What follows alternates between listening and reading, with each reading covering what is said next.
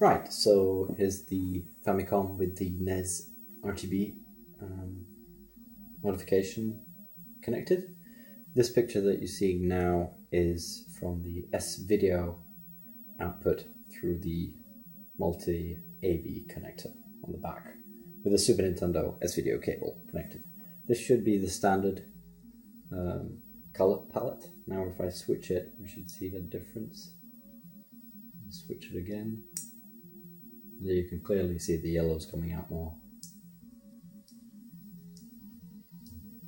You can see a slight difference. The original palette is a little bit darker than the second one. It's not that obvious on this screen, but on the introduction screen it's more obvious. And if we switch to pass-through or composite, it just goes blank, which is what you would expect. Now, let's connect the SNES RGB cable. I'll have to switch the TV mode out of S-Video as well.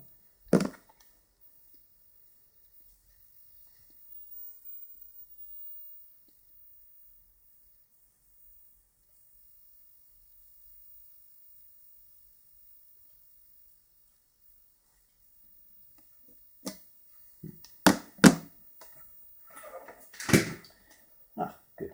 That wasn't the right cable. Freaked out for a minute there.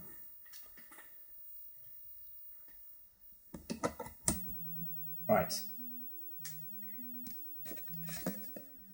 So firstly, you can see quite a lot of noise on this screen.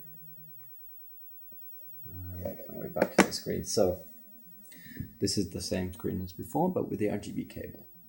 Okay, so the colors are a little bit dim, and there's some noise, but otherwise, well, maybe this is RGB. So let me switch modes. Oh, actually, this is supposed to be the composite signal, I think. You can see. Yeah, so this is supposedly pass-through or composite, which is odd because it doesn't really look like composite. The so-called normal palette, which doesn't look very normal. Second palette, and the one that was more yellow on the S-Video. But surprisingly, now this color is sort of sticking, but if I actually start the game,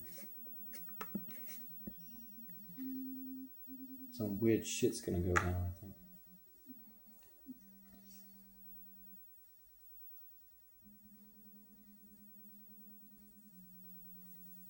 Okay, so this mode I think will just work all the time. This is again the composite pass-through, although it very much looks like RGB to me, albeit a very bad RGB signal. Let's switch to the first color selection. That looks terrible. Still sticking around. I mean, this could just be that it's the wrong cable and you need some resistors on there. It's not a big deal. But you see what happened now? Now it's just one bit plane. Why? It's not random. It happens presumably when the game is sending a new palette and the NESRGB picks up that change and intercepts it. Now to get the color back, I have to switch back to the pass-through, and then yeah, and now it's back. This is reproducible.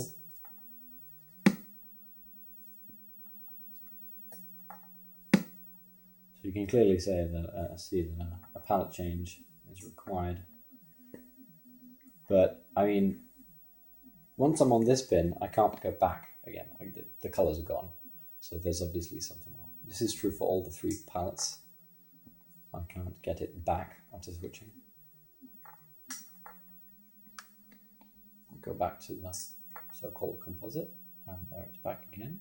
And now we can jump to something else like that. And now it's going to vanish. This doesn't only happen in the pause menu. As I said, I think it'll happen whenever the game, changes the palette.